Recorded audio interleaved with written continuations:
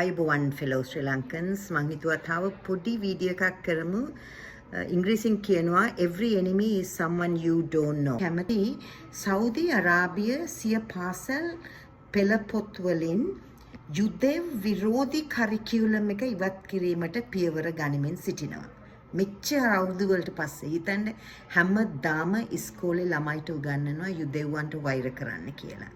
ඉතින් අපි සෑමම විශේෂයෙන්ම ලංකාවේ අපට ගැඹුරින් සිතා බැලීමට පෙළඹවන කාරණයක් මෙය.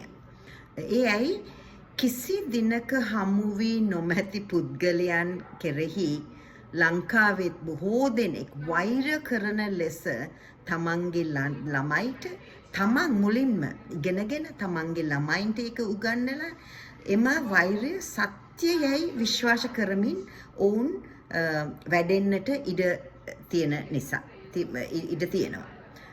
අපි ලංකාවේ යුද්ධයකට හිටියා 40000ක් විතර මැරුණා 1 ලක්ෂයක් විතර මිනිස්සු හොයාගන්න බෑ වුණා. හැබැයි කවදාවත් අපිට කියලා නෑ දෙමළ මිනිස්සුන්ට වෛර කරන්න කියලා.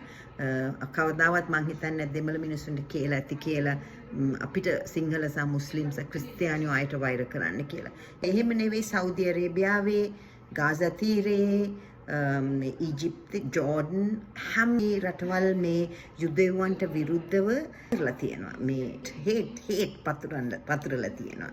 ඉතින් මම කියන්නේ යුදෙව්වන් හෝ වේවා මුස්ලිම්වරුන් හෝ ක්‍රිස්තියානි භක්තිකයන් හෝ වෙනත් කිසිවෙකු කෙරෙහි වෛර කිරීමට අප කිසිසේමත් අපගේ දරුවන්ට ඉගැන්විය යුතු නැහැ.